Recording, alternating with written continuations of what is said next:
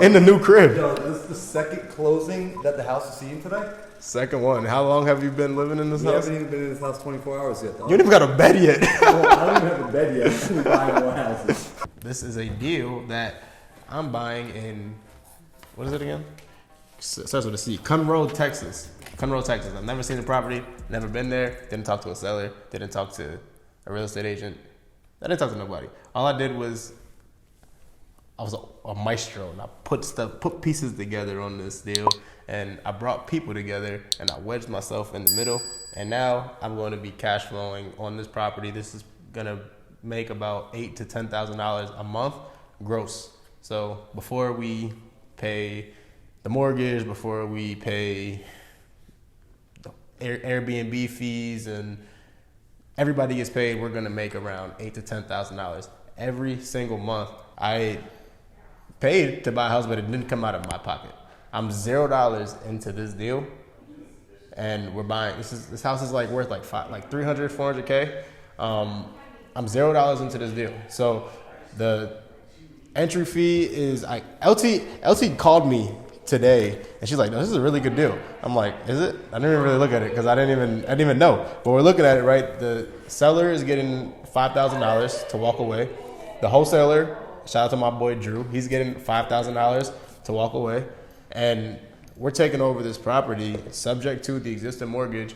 I don't have to pay a realtor. I don't have to pay nobody else. We're taking this property subject to the existing mortgage, and it's going to be an Airbnb for as long as I'm living. Like, I'm not going to sell this thing. It's going to keep going, keep cash flowing. And it's on a golf course. So be ready for a video in a couple weeks when me and my boy Nick are going to fly out there. I'm going to show y'all my sling. I'm baby tiger, you know what I'm saying? We're going to fly out there. We're going to show you guys how to set up the Airbnb. I've done it like once. I'll show you guys like the real way to do it, because when I did it myself. I'm not going to do it again this time. Again, I'm a maestro, baby. I'm going to just call the shots, put people in the right direction, pay a little bit more for it, but it's all good. So right now, today, we are signing the closing documents for this property. So this is a HUD. Can you zoom in on this? LT, what is a HUD? What does HUD mean? Do you know? Housing of Urban Development. Housing of Urban Development. Do you know why it's called a HUD? Like, why do they call it a HUD? What the fuck? Housing of Urban Development. On this HUD, this is pretty much a receipt for the house that I'm buying. So every transaction has a receipt. You go to the grocery store, you buy Oreos, you get a receipt for the Oreos. Same thing with the house. You buy a house, you get a receipt for buying the house. That's what this HUD, Housing of Urban Development, that's what this is, right? So you get to go down this line by line. It shows how much the seller is getting paid. It shows how much the buyer is paying. In most cases, when I'm buying a house, it shows how much I'm getting paid, because I get paid when I buy houses. I don't know about you. I just thought that's the right way to do it. You know, that's how I was taught to buy houses. It is important to go through this process because, for instance, on this deal alone, right, they had to send me a copy of this HUD 3 different times. Not even just the HUD, just the whole settlement statement, the closing documents in general. They had to send it 3 different times because there were errors in it. So we reviewed it.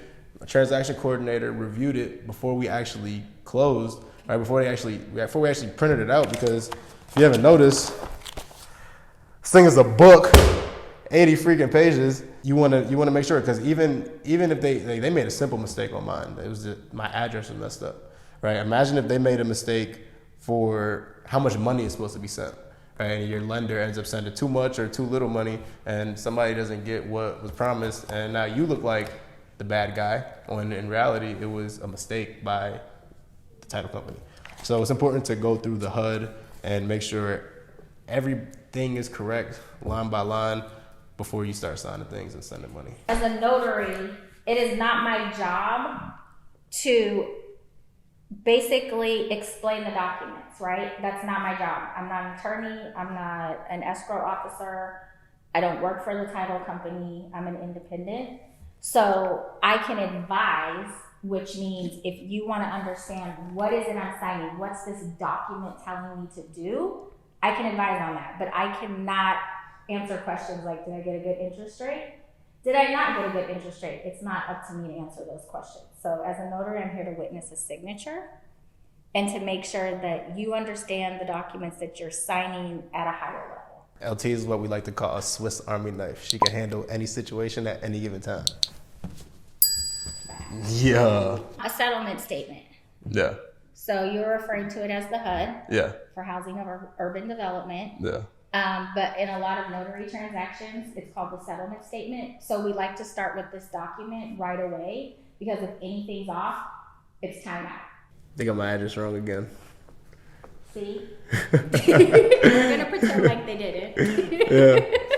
Yeah. Okay, so no, this is perfect. Hold on. When you have a transaction and you're dealing with interest, like because it's capturing like the daily interest and prorations and whatnot, your amounts can change on the back end. Because if they were expecting to close Friday, now today's a different day, there might be an adjustment to how much is coming back to the seller. So here I have. We talking about like interest rates, like long. Yeah, because. Good thing all our deals are 0% interest, baby. Well, right.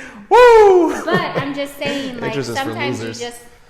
My Really? bad. Sorry. Okay. Me personally, I don't have the time to read through every single one of these pages, Yeah. and I'm not going to do it. That's why I hire people to do it. So my transaction coordinator, she read this before it came to me, but she missed it. But it's okay because there's a lot of freaking lines, and you're bound to miss something. You know what I'm saying? That's why you got to double check, triple check, quadruple check these before you sign and start sending money. In our case, the money's already sent, so Okay. we need to figure it out. When notarizing documents, loan documents, a lot of title companies now ask for the ink to be in blue because blue ink signifies original signature. Because if you make a copy, it turns black. Blue. Wow. Learned something new today. So, the deed of trust is to secure our note. So this is pretty much saying that this is going to secure the position's interest in the property.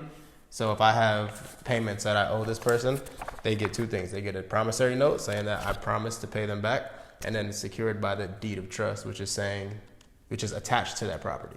So it's a third deed attached to that property, pretty much. So deed of trust to secure performance. Perfect. Perfect. And did you note what type of creative finance we're doing? This is a hybrid deal, actually. Okay. Yes, this is a hybrid deal. So if you don't know what a hybrid is, didn't we drop a video into that, Nick? It should be up here in the corner. Watch that video, and it's going to explain what a hybrid is. Well, I'll talk about it right now, quick. We're taking over somebody's loan subject to, and they also have some equity that we're paying them over time. Now, this person's equity, they're actually not getting paid in their payments. They're getting a silent second. So we're going to balloon them out in, I think, like 7 years. So no payments for 7 years, and then they'll get a nice check at that 7-year mark. That it's not going to come from me. It's going to come from the property. The property is going to pay for itself. So we're going to put I think it's like $700 a month in an account for the next 5 to 7 years, and that $700 a month will pay that rest of the money that I owe the seller, and it doesn't come out of my pocket. So infinite returns on this deal. Love it. Love it. Okay, so you are going to sign right here.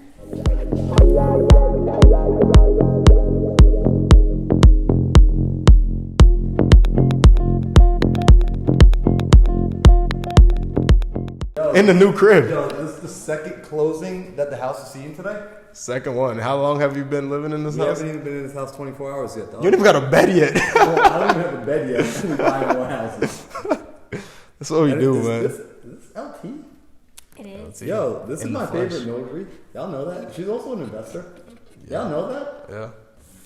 So you could buy a house in another state without being there? Yeah. Oh shit.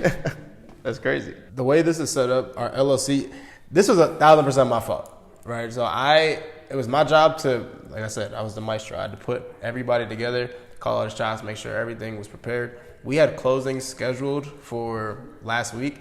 I didn't bring everybody together until like the end of the week before. and we needed to get a new LLC made. We needed to get lender documents signed, and it was completely my fault. I had a lot of things going on, and it just slipped my mind about this deal. It's again why it's important to put the right people in place so it doesn't slip your mind, right? So if this was inside, it's different because if it was inside my organization, then my TC would have been on my ass telling me I need to do this. But since it was another deal that another wholesaler / my dog / my coach brought to me, then I used his TC rather than using mine, and it messed up everything, which taught me now that I need to get my processes set up for when I'm actually buying houses rather than set up when it's coming straight from my wholesale business, because it's a completely different thing, different steps, everything, right? And I could have prevented this if I had my system set up in the first place. Now I need to use I need to use my old LLC that I'm not protected the right way until the new LLC gets made. So I'm out here, my name's gonna be on the property, my address, my freaking, where my mom stay, like they can find everything about me. And if they wanna sue me, they can do that. Since my documents, my LLCs are not set up the right way until, we have to get on to the next one. So what we're going to do is we're going to transfer the deed. Once the new LLC is made, we're going to just do a quick claim deed. I'm going to quick claim it from my one LLC to the new LLC, and then we'll be protected after that. So be prepared is what the message is on that one. Again, this is a deal that no money out of my pocket. It didn't come from my marketing. It literally just came from providing value to others. I provided value to Andrew, and he thought of me right away when he had a deal. I provided value to my lender, who I found her a property to put her money into. She was actually rushing me. She's like, Daryl, I need you to find a house. You're moving too slow. So I provided value to her, and I provided value to her before I even knew I was providing value to her by being loud and showing people what I do. Right, so you provide value to the world, it's gonna provide value right back to you. You just watch me buy a house as a testament to that for free. If you want to learn more about this, you should be in my Discord. If you're not in my Discord, you played yourself. Hit the link below because the Discord is already linked below. And like this video, subscribe to the channel. Make sure you follow because we're posting a lot. I'll catch you next time. Peace.